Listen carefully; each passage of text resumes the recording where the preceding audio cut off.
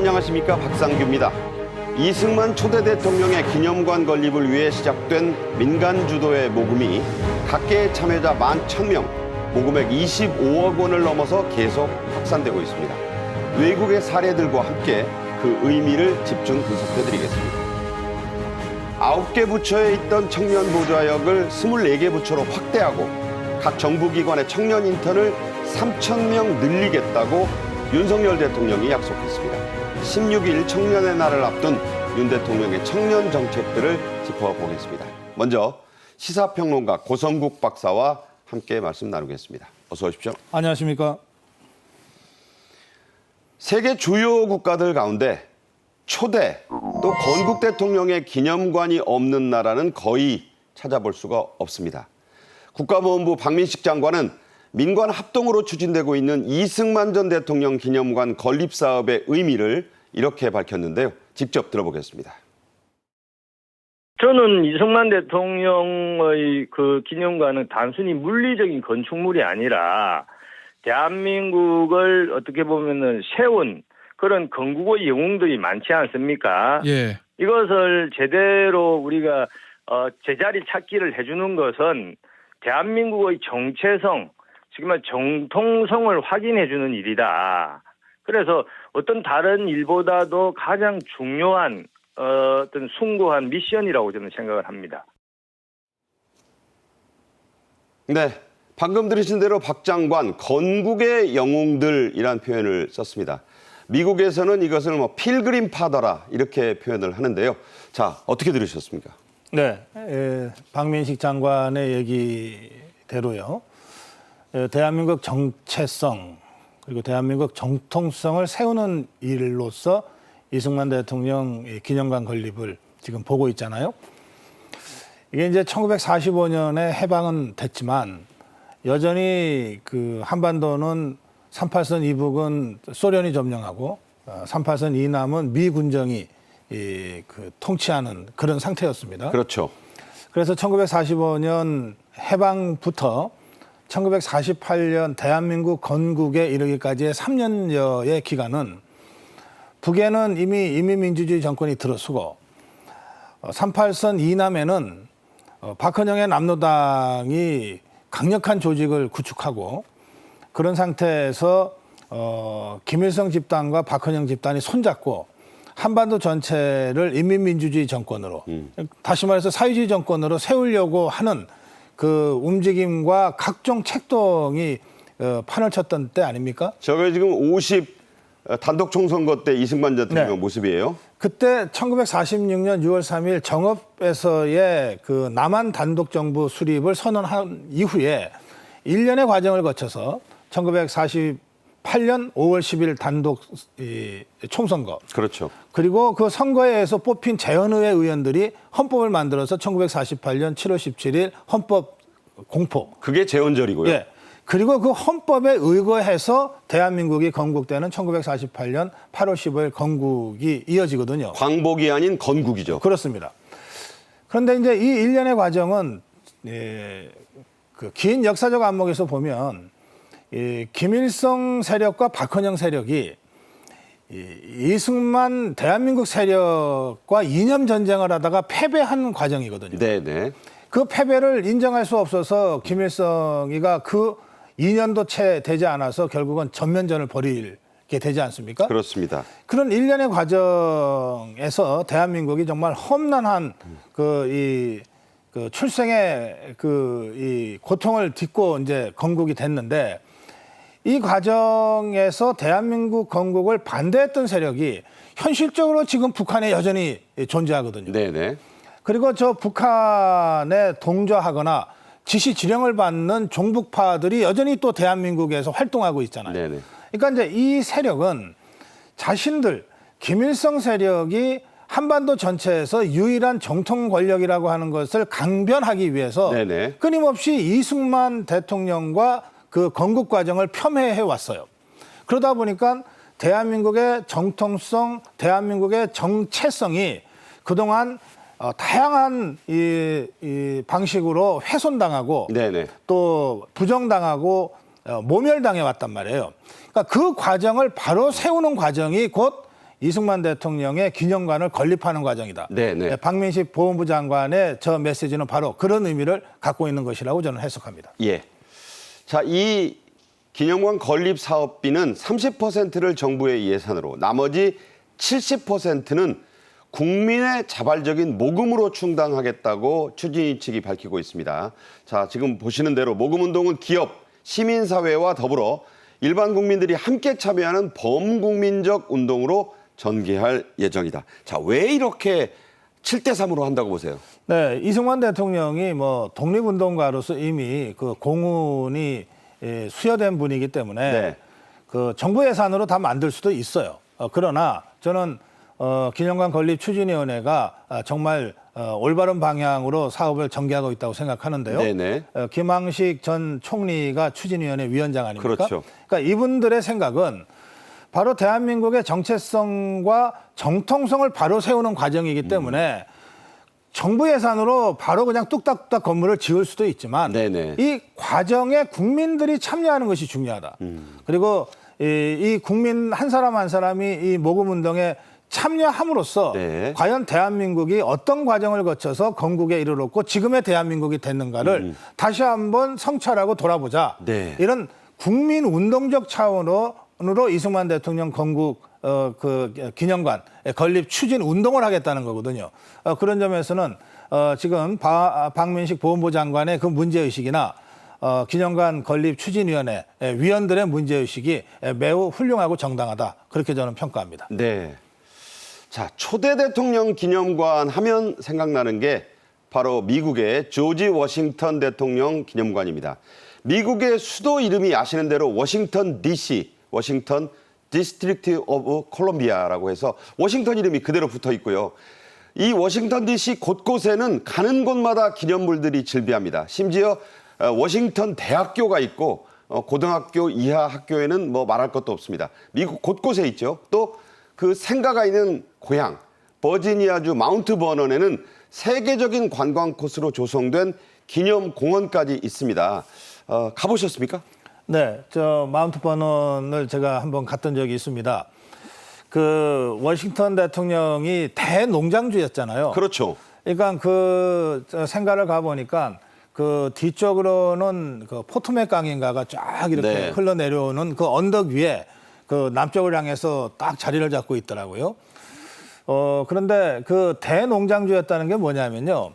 이 당시 미국의 독립전쟁을 할 때에 미국은 흑인 노예들이 합법적으로 그렇죠. 인정되고 있던 때예요. 그렇죠. 그러니까 워싱턴 대통령도 대농장주로서 흑인 노예들을 부리고 있었어요. 500명이 넘었다고 합니다. 예. 그래서 지금 거기를 가보면 예전에 흑인 노예들이 숙식하면서 일했던 곳까지 그대로 재현돼 있습니다. 그대로 있고요. 거기 예. 그때 자던 곳, 먹는 거 다 있습니다. 그리고 워싱턴 대통령 생가니까 워싱턴 대통령이 청년 시절에 어디서 뭘 했는지 어디서 공부를 했는지 뭐 이런 것들이 그대로 보존이 되어 있거든요.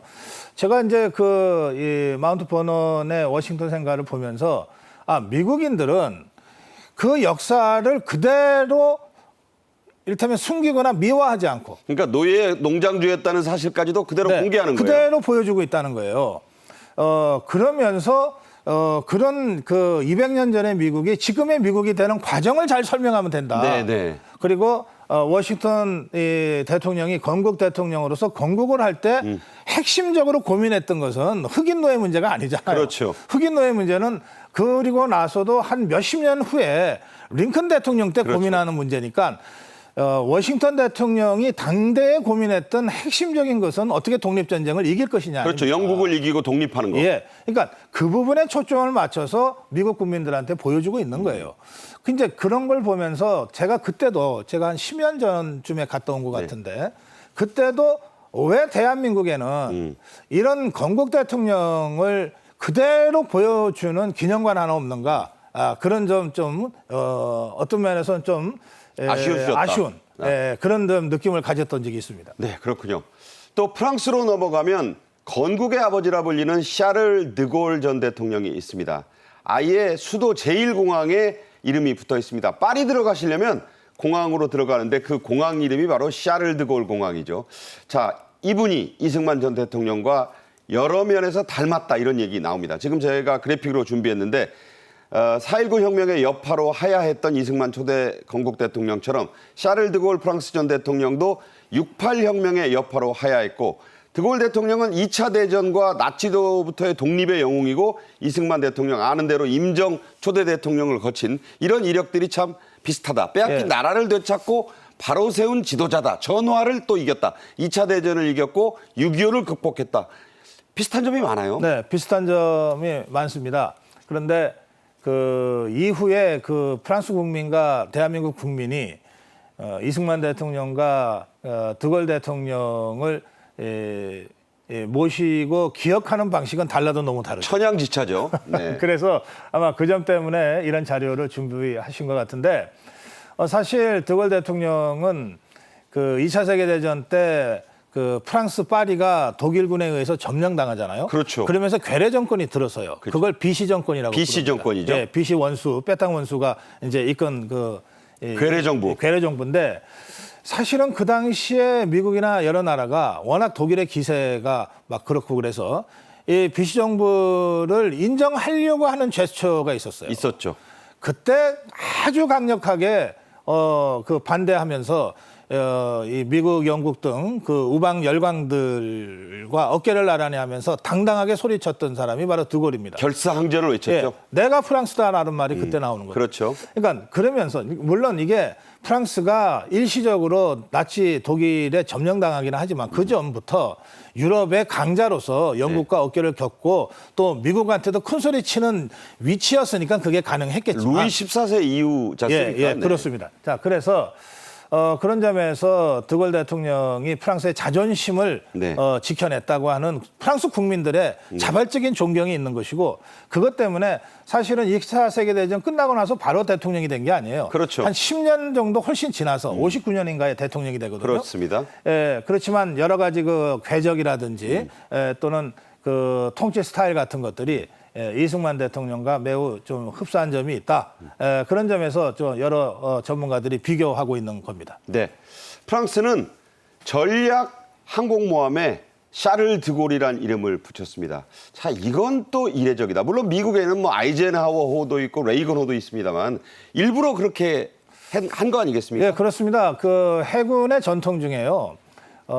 배가 크고 전투력이 강한 함은 역사적 위인의 이름을 붙이는 이 전통이 있어요. 네네. 그리고 그보다 좀 작고 그러나 이제 구축함 같은 것은 큰 도시 이름을 붙이기도 합니다. 그렇죠. 서울함이 있어요. 그래서 우리가 그 폭침에 이 참변을 당했지만 천안함도 그런 중소도시의 이름을 붙이잖아요. 통영함도 있고요. 예, 그렇습니다. 그래서 그보다 작은 초계함은 이제 그런 이제 중소도시의 이름을 붙이고 그럽니다. 이게 이제 여러 나라의 해군들이 그런 이 관행을 따라서 하고 있는데 이제 미국은 세계 최강국답게 현역 대통령이나 직전 대통령의 이름까지 붙이는 항공모함들이 즐비하죠. 그렇죠. 즐비하죠. 예. 네. 근데 이제 우리는 이순신함 있습니다. 예, 충무공함 이순신함 있지만 아직 이제 대통령의 이름을 딴 함은 제 기억으로는 아직 없습니다. 네. 이를테면 박정희함, 노태우함, 전두환함, 뭐 이명박함은 없어요. 없죠. 예, 노무현함도 없을 거예요. 저는 최근 이승만 기념관의 건립이 범국민적으로 전개되는 이 흐름을 타고 저는 한 번쯤은 생각해 볼 만하다. 네. 공항은 대통령 이름 붙인 공항이 있거든요. 그러니까요. 예, 뭐 김대중 공항 또는 이제 지금 대구에 그 새로 건설할 공항을 박정희 공항으로 만들자. 저게 지금 샤를 드골 공항 뭐 많이들 가보시는 곳이에요. 이런 이름이 붙어 있는데 그런 면에서 이게 뭐 다른 나라에서 하니까 따라하자 이런 차원의 문제는 아니고요. 네네.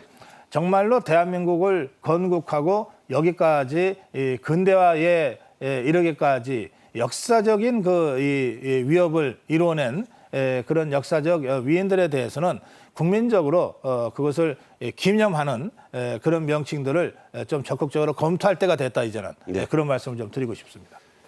대통령의 기념관은 생가에 보통 세우는데 이승만 대통령 같은 경우에는 호우남이 지금 서울역 근처 어느 동네인데 그 동네를 찾을 수가 없어요. 그래서 나온 얘기가 드골 대통령 기념관 예를 듭니다. 2008년에 세워진 이 샤를 드골 기념관은 드골 대통령이 여생을 보냈던 집입니다. 자, 이승만 전 대통령에 비교하자면 이화장쯤 되는 건가요? 뭐 그렇습니다. 그 이 화장은 대통령에서 물러난 후에 하와이로 잠깐 휴식하러 갔다가 네. 못 돌아왔는데 그랬죠. 그때까지 머물던 곳입니다. 그리고 지금 이 화장은 그 해화동에 있는데요. 그 이승만 대통령이 이제 그 자식이 없었잖아요. 그렇죠. 그리고 양자밖에 없죠. 양자 한 명이 있었는데 4.19 혁명 과정에서 극단적 이강석. 선택을 했습니다. 예. 그런 상태에서 이제 그 하와이에 가 있을 때 그 이제 후손이 없다는 것을 걱정한 여러 이제 문중 어른들이 이제 권해서 이인수 박사가 하와이에 가서 양자가 되거든요. 두 번째 양자로 이제 된 그렇습니다. 거죠. 그 이인수 박사 내외가 지금도 이곳을 지키고 있습니다. 이 화장을. 네. 그리고 이 화장이 위치도 위치고 비교적 좀 괜찮아서 저는 이 화장도 여러 기념 그 장소 중에 하나가 될 수 있다 이런 생각을 하고 기념관이 있고요. 꼭 하나일 필요는 없거든요. 물론입니다. 네. 지금 뭐 아까 말씀하신 대로 워싱턴 건국 대통령의 경우에 워싱턴 시내 곳곳에 있는 것 아닙니까? 네, 네. 예. 그리고 이 건립추진위원회 위원 중인 신영균 선생이 그 원로 배우 그렇죠. 신영균 선생이 그 한 4,000평의 땅을 내놓은 바 기증하겠다고 있죠. 예. 한 것도 있어요. 여긴 강동구인데 네네. 거기에 이제 이승만 대통령이 가끔씩 와서 낚시를 즐겼다고 하는 그 장소가 포함되어 있는 겁니다. 그렇군요. 그러니까 이게 아무 연고도 없는 생뚱맞은 땅이 아니고 다 그런 이승만 대통령과 이리저리 인연이 있는 네. 곳이거든요. 그래서 저는 이게 추진위원회에서 아직 최종 부지를 결정하지는 않았는데 알았죠. 이것도 또한 국민적인 어떤 의견 수렴 과정을 거쳐서 하고 그리고 이를테면 정말 좋은 뜻으로 땅을 기증하겠다 이런 분들이 있고 또 앞으로 있을 가능성이 많거든요. 그럼요. 그럴 경우에는 꼭 기념관 하나만 생각할 게 아니라 다양한 형태로 기념할 수 있는 그런 장소들도 꾸미는 것 이것을 추진위원회에서 같이 고민해 주시면 좋겠다 그런 말씀 드립니다. 네. 이승만 전 대통령이 평생토록 강조한 게 바로 자유민주였습니다. 윤석열 대통령은 지난 8월 15일 광복절 경축식에서 그 의미를 이렇게 돌아봤습니다. 우리의 독립운동은 국민이 주인인 나라, 자유와 인권, 법치가 존중되는 자유민주주의 국가를 만들기 위한 건국운동이었습니다. 단순히 빼앗긴 국권을 되찾거나 과거의 왕정국가로 되돌아가려는 것이 아니었습니다. 네, 윤 대통령의 바로 이 발언. 과거의 왕정국가, 다시 말해 조선 왕조로 돌아가려고 하지 않았다라는 부분이 바로 만민공동회를 같이 주최하면서 시작됐던 이승만 전 대통령의 그 자유, 민권, 민주주의 운동을 지칭한 것으로 해석이 됩니다. 자, 어떤 의미로 보셨어요? 네, 이 이승만 대통령이 이제 1948년 8월 15일 대한민국 건국일 날 이제 초대 대통령에 취임하지 않습니까? 그러면서 그때 했던 말입니다.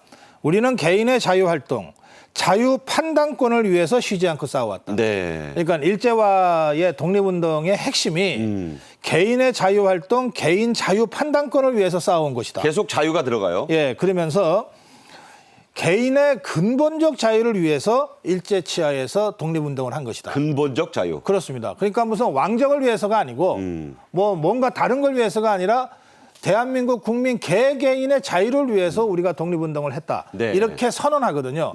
그 자유주의 정신이 윤석열 대통령의 지난번 8.15 경축사에 그대로 녹아나는 겁니다. 네. 그래서 윤석열 대통령이 거듭거듭 강조해 마지 않는 자유민주주의가 이승만 대통령이 73년 전에 73년 전이죠.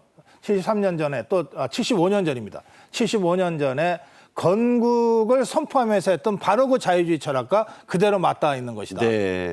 그렇게 윤석열 대통령은 해석하는 것이고 또 많은 우리 국민들이 바로 그래서 1948년의 건국과 지금의 대한민국을 하나의 큰 역사적 흐름 속에서 그렇게 지금 이해하고 받아들이고 있는 겁니다. 네. 좌우 진영을 망라한 전직 대통령의 아들 5명도 이승만 기념관 건립에 동참을 했는데요. 뭐 말씀하신 이 양자 이인수 박사를 필두로 해서 그야말로 뭐 YS DJ의 아들 노태우 전 대통령 아들 예. 박근혜 그러니까 박정희 박정희 대통령? 대통령의 아들인 박지만 씨까지 예, 예. 자 이렇게 5명 뭐 4명이 추진위 고문으로 동참을 한 의미는 어디 있다고 보세요? 예, 그렇습니다. 지금 말씀하신 대로 이인수 박사를 포함해서 전직 대통령의 5명의 아들들이 지금 이 추진위 고문으로 이름을 올렸는데요. 그것은 정말 여야 없이 이승만 대통령과 건국의 의미를 오늘에 되살리자. 이런데 자. 이 대통령의 아들들이 의기투합했다. 네. 그런 의미가 있습니다. 자 이인수 씨 박사가 나왔고 지금 박지만 씨 모습이 나왔고요. 자 이렇게 되어 있습니다. 기념관 추진위원회 측은 민간 모금이 9월 14일까지 참여자 11,000명을 넘어섰고 지금은 더 늘었다고 봐야 되겠습니다. 모금액은 25억 원을 훌쩍 넘어섰다고 합니다. 자, 이 속도와 액수 어떻다고 보십니까? 첫날에 3억 원을 모금을 했는데 그게 11일이거든요. 네. 그러니까 불과 지금 일주일도 안 된 사이에서 25억이 됐고 그리고 10억을 쾌척한 분들, 1억을 쾌척한 분들이 계속 나오고 있어요. 네. 그래서 굉장히 빠른 속도로 그걸 추진위원회가 목표로 하는 그 350억 가까운 돈은 바로 모일 것 같습니다. 숫자 그런데- 10,000명이 훌쩍 넘은 것도 그 숫자도 그렇습니다. 중요하죠. 예, 소액 다수 후원이 더 의미가 있을 수 있습니다. 네. 그런데 저는 이제 이걸 보면서 건립추진위원회가 이승만 기념사업회가 국민 통합의 계기가 됐으면 좋겠다. 이런 문제의식을 분명히 하고 있는 것 같아요. 예. 그런데 이제 이전과 관련해서 저는 굉장히 중요한 사건들이 있었다는 것을 환기시켜드리고 싶은데 어떤 거죠? 우선 뭐냐면 4.19 세대 출신의 우리 사회 정치 원로들이 지난 3월 26일 이승만 대통령 탄신일 날 국립현충원에서 이승만 대통령한테 묘역에, 예. 추모해서 갔습니다. 한화갑 전 의원도 같죠. 예, 그렇습니다. 그리고 난 다음에 이인수 박사가 4.19 묘지로 가서 그 4.19 세대에게 그 잘못을 사과하면서 편지까지 읽으면서. 예, 아버지의 잘못을 사과하면서 네네.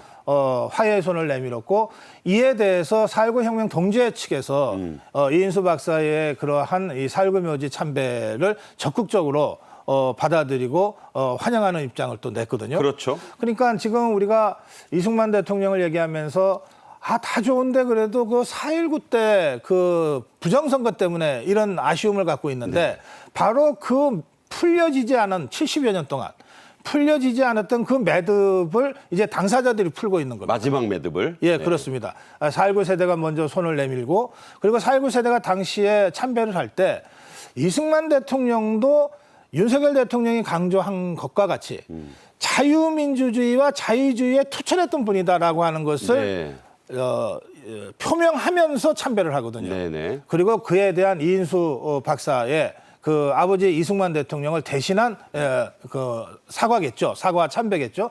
이런 것들이 어우러지면서 또 아까 말씀하신 대로 전직 대통령 아들들이 함께 함으로써 그야말로 이승만 기념사업회가 또 다른 이 정치적 갈등으로 번지지 않을까 하는 우려가 일부 국민들 사이에 있는 건 사실이었는데 네. 완전히 그런 우려를 불식시키고 국민 대통합의 흐름을 만들어내고 있다는 점에서 매우 주목할 만한 정치적 사건이다. 저는 그렇게 생각합니다. 네. 11,000명을 넘은 민간인 기부자들 가운데는 톱배우 이영애 씨가 들어있습니다. 5천만 원을 기부했는데요.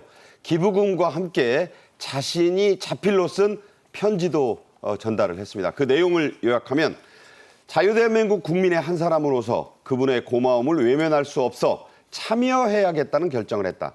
잘못한 것만 비난하며 국민을 갈등하게 하는 것보다 칭찬하며 화합한다면 아이들이 더 좋은 나라에서 살게 되지 않을까 소망한다. 자, 뭐 기부천사, 뭐 억대 쾌척이 국내외를 막론하고 이루어지는 이영애 씨의 이 5천만 원 기부 어떻게 보셨어요? 저 또 편지 글이 또 의미가 있어요. 이영애 씨가 이렇게 기부를 하면서 널리 알리질 않아가지고 네. 그냥 모르고 넘어갔던 일들이 이번에 많이 알려진 것 같은데 말씀하신 대로 뭐 우크라이나 전쟁에도 기부를 하고 하와이 산불 났을 때도 기부하고 억대예요 그때는. 예, 그리고 또 육군 사관학교, 또 부사관학교 이런 데 기부하고 이게 다 억대입니다. 그러니까. 그리고 그 아버지나 시아버지가 다 6.25 참전 용사라고 그러거든요. 그러니까요. 그래서 특별히 그런 부분과 관련해서 이 손직장병의 아들이 대학 갈 때까지 또 1억을 기부하고 이런 그 기부 활동을 계속 해왔어요. 그리고 이번에 이제 이승만 대통령 기념관에 그 입장을 표명하면서 5천만 원을 기부했는데 네네. 그런데 이 일부 그 몰지각한 사람들이 이 이영애 씨의 기부에 대해서 그 댓글로 아주 비난하는 댓글들을 아주 SNS에 올렸어요. 비난 댓글이 쏟아졌어요. 그러니까 그 이영애 씨가 네. 이렇게 또 본인이 네. 입장을 또 밝혔습니다. 보통은 침묵하기 마련인데 네. 또 적극적으로 본인의 입장을 이렇게 이영애 씨 측이 밝혔습니다. 뭐라고 했냐? 네. 이영애 씨, 저희 가족은 박정희, 김영삼, 김대중, 노무현 대통령 재단에도 그분들의 고마움을 기리며 후원을 하고 있다. 자, 네. 저를 공격하는 일부 좌파 여러분, 저는 이렇게 했습니다. 이런 얘기를 당당히 밝히면서 네. 지금 말씀하신 대로 본인의 친정아버님 그리고 시아버님들이 다 6.25에 참전했던 용사였다. 이런 아주 정면 어떤 반박을 했어요. 네. 뭐 어쨌든 그 이영애 씨의 기부에 대해서 뭐 아주 극소수라고 생각합니다만 이런 일부 몰지각한 사람들의 비난 그 댓글 이런 것들은 즉각 좀 중단돼야 되겠고요. 이영애 씨가 그 이야기하고 있는 것 중에는 이런 게 있습니다. 인간이니까 잘못할 수 있다. 네네. 이승만 대통령의 경우도. 그렇죠. 그러면 조금 전에 가족이 기부하고 있다고 하는 박정희 대통령, 김영삼 대통령, 김대중 대통령, 노무현 대통령은 그러면 정말 지선지고한 신적인 존재냐, 아무런 오류가 없냐, 그런 거 아니잖아요. 그런데 대한민국 대통령으로서 그분들의 이 사소한 이 잘못보다는 그분들이 대한민국 발전을 위해서 놓은 하나하나의 발걸음과 큰 초석들이 지금의 대한민국 국민 입장에서는 네. 기념할 만하고 존중할 만하고 그리고 평가할 만하다 이런 생각이 깔려 있는 것이거든요. 저는 그런 점에서 이영애 씨를 비난하는 분들이 이영애 씨의 이런 정말 나라를 생각하고 크게 역사의 흐름을 생각하는 네. 이런 이영애 씨의 진심을 지금이라도 좀 잘 이해했으면 좋겠습니다. 네. 자, 끝으로요. 그 민간인 기부자 중에 눈에 띄는 분이 있습니다. 전라북도 전주에 산다는 75살의 신다니어 할머니. 뭐 요새는 이 정도를 할머니라고 부르지는 않습니다만 이 신다니어 씨가 성금 500만 원. 본인이 이 돈 큰 돈입니다. 저에게는 하면서 그 현찰 500만 원 그리고 귀중한 이 사진을 기부해서 가져옵니다. 예. 국내 최초로 공개된 건데 이게 바로 1946년 6월 정읍 발언이 나온 게 6월 3일인데 6월 5일 날 촬영했다고 해요. 신다니엘 씨의 아버지는 이승만 전 대통령과 프란체스카 여사 뒤에 줄에 저 흰 칼라 있지 않습니까? 예. 큰 흰 칼라를 가진 분이 부친이다. 네. 이 사진을 소중하게 갖고 있다가 냈다. 그래서 역사적으로도 귀중한 사료인 거다. 500만 원의 성금 못지않게 어떻게 보십니까? 신다녀님의 저 기부 500만 원이라는 정말 소중한 돈도 중요하지만 저 사진 한 장은 뭐 몇백만 원, 몇천만 원 이상의 가치가 나간다고 네. 생각합니다. 말씀하신 대로 정읍선언으로 대한민국 단독 정부 수립이 불가피하다고 선언하면서 온갖 공격을 받고 있었거든요. 그 이틀 후에 전주에 가서 그 애국청년단, 호남 지역의 애국청년단과 그렇습니다. 함께 정말 다 남성들은 양복 갖춰 있고 여성들은 다 한복 갖춰 있고 그리고 정말 정장 차림으로 환영하는 행사를 한 거거든요. 그러니까요. 저것이 당시 이승만 대통령의 정치 행보에 대한 당시 국민들의 반응이 어땠는가를 바로 보여주는 호남의 저 또 전주에서요. 네, 그렇습니다. 네. 그 점에서 매우 소중한 사건의 사진이고 저는 앞으로도 이게 단순한 돈이 아니라 이승만 대통령이나 그 역사적 현장과 관련된 여러 가지 자료들이 있을 수 있지 않습니까? 이런 것들이 기념관에 이렇게 기부되고 또 모아지는 이런 계기가 되기를 바랍니다. 네. 자, 고성국 박사와 함께했습니다. 잘 들었습니다. 고맙습니다. 네, 9월 16일이 청년의 날입니다. 이 청년의 날을 맞아 윤 대통령이 정부 각 기관에 청년 보좌역과 인턴들을 대폭 늘리겠다고 약속했습니다. 먼저 영상으로 보겠습니다.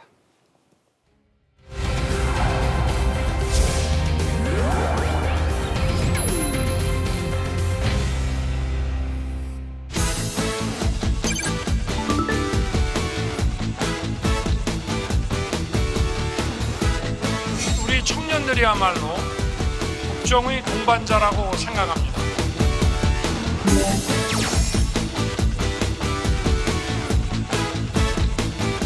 정부 부처 인턴을 2,000명에서 5,000명으로 확대하여 보다 많은 청년들이 정부에서 경험을 쌓아올 수 있도록 할 것입니다.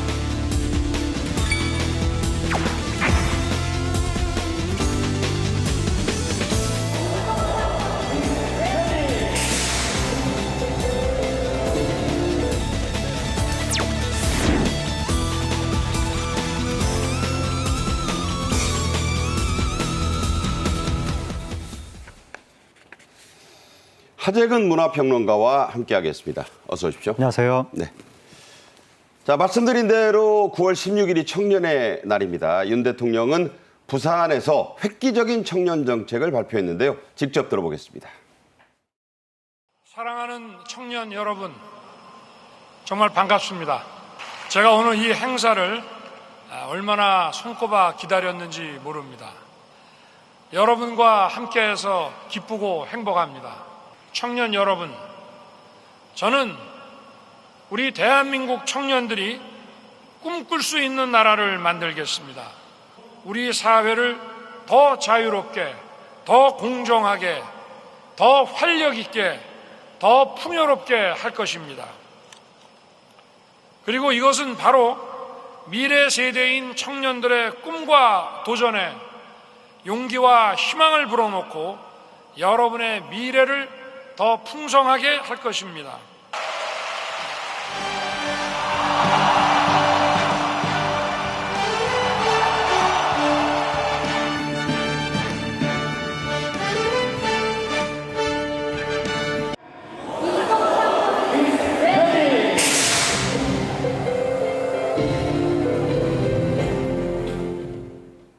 네. 어퍼컷 세리머니도 오랜만에 했습니다. 청년의 날이 2020년에 법정기념일로 지정이 됐는데요. 자, 어떻게 지정된 건가요? 그러니까 우리나라가 과거에 고동성장을 했었을 때는 청년층의 일자리가 많았었거든요. 네. 그런데 이제 2000년대 저성장기로 접어들면서 청년층의 처지가 어려워지기 시작한 거예요. 그래서 당시에 88만 원 세대라는 화두가 나왔었고 청년들이 뭐 3포 세대, 5포 세대 이런 말 나오면서 사회적 약자가 되기 시작했거든요. 그렇죠. 청년들을 이 상태로 두면 안 된다라고 해서 2017년부터 이제 청년의 날을 기념하기 시작해서 2020년부터 법정 기념일로 이제 기념하기 시작하게 된 겁니다. 네. 자, 윤 대통령은 청년들을 국정의 동반자라고 표현했습니다. 역시 직접 들어보시죠. 앞으로는 모든 위원회에 청년위원을 위촉하여 청년들의 목소리가 국정에 제대로 반영되도록 할 것입니다. 9개 부처에 시범적으로 운영했던 청년 보좌역과 2030 자문단 역시 24개 부처로 확대하여 청년들이 정책 과정에 적극 참여할 수 있도록 하겠습니다.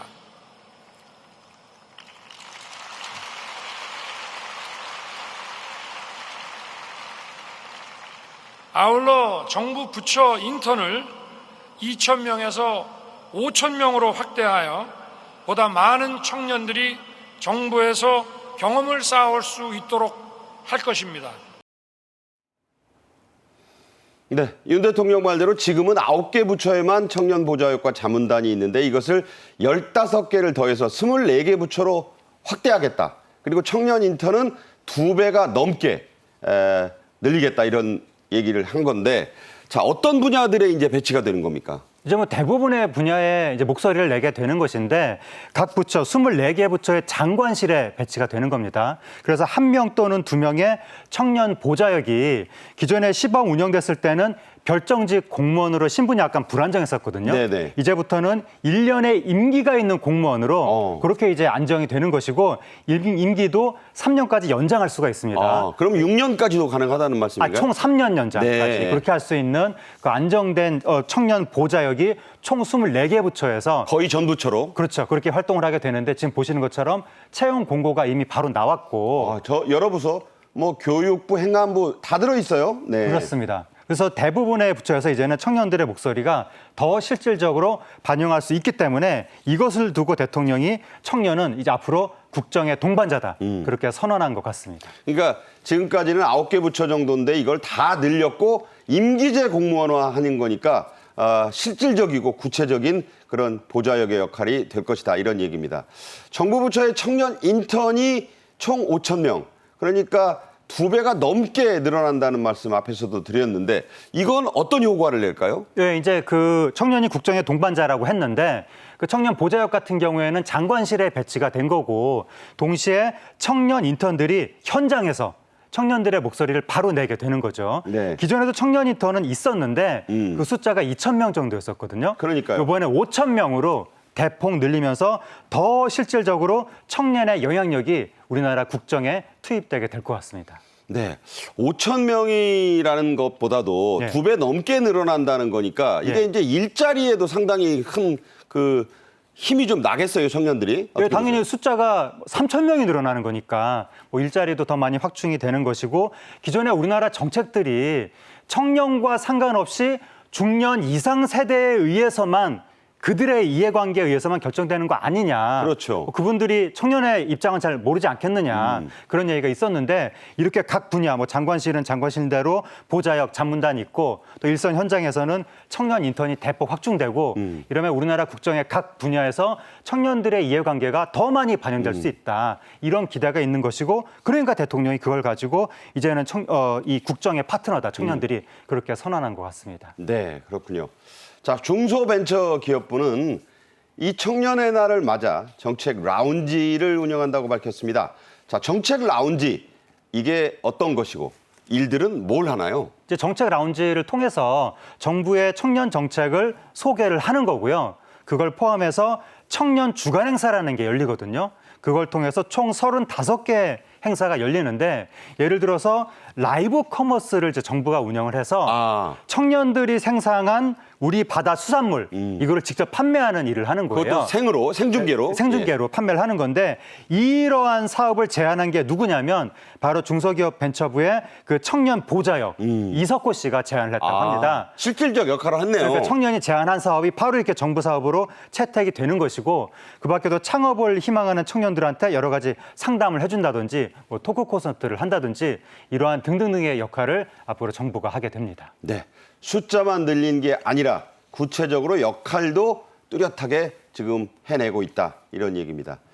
부산에서 행사가 진행됐는데 윤 대통령은 부산 엑스포 유치 가는 곳마다 강조하지만 바로 그 본산지에서 어김없이 이 언급을 했습니다. 들어보시죠.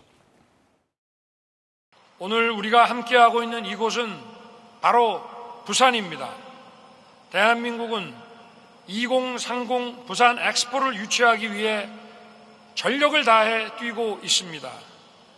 글로벌 도전 과제의 솔루션 플랫폼인 2030 부산 엑스포는 청년들이 자유와 번영을 위한 가치를 공유하고 협력의 네트워크를 구축함으로써 여러분 모두에게 그리고 세계 모든 청년에게 기회의 플랫폼이 될 것입니다. 바로 여러분의 무대입니다.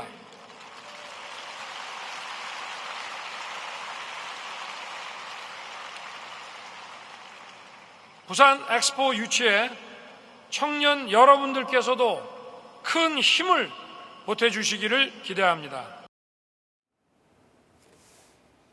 네, 방금 들으신 대로 솔루션의 플랫폼, 즉 해결의 플랫폼, 또 기회의 플랫폼 이런 얘기를 윤 대통령이 했습니다. 자, 어떤 뜻이라고 봐야겠나요? 이제 부산 엑스포가 청년들에게 기회의 플랫폼이 될 것이다. 청년들을 위한 것이고 큰 힘을 보태달라. 이렇게 얘기를 한 건데 아까 제가 우리나라가 고도 성장기 때는 청년들한테 일자리도 많고 좋았는데 네. 저 성장기로 접어들면서 이제 안 좋아졌다고 말씀드렸잖아요. 근데 부산 엑스포라는 게 바로 앞으로 우리나라의 경제, 미래 성장을 위해서 이런 행사를 하는 건데 우리나라가 미래 성장을 제대로 하지 못하면 그 피해를 청년들이 고스란히 이제 받게 되는 것이고 이런 엑스포 같은 행사를 통해서 경제 성장 동력이 확충이 되면 그게 바로 청년의 미래가 되는 것이니까 이게 남을 위한 행사가 아니다. 청년을 네. 위한 행사다라고 하면서 우리 다 함께 이 행사를 성공시키기 위해서 힘을 보태자 이렇게 이제 이야기를 한 거죠. 네. 자, 후쿠시마 원전 오염 처리수 방류 문제. 요즘은 뭐 정치인 단식에 밀려서 거의 얘기도 안 나오고 있지만 수산물은 어떻게 돼가고 있는지, 방류는 뭐 아무 이상 없이 지금 되고 있다고 하는데요. 같이 내려간 김건희 여사는 부산 기장시장에 들러 수산물 상인들을 만났습니다. 직접 보시죠.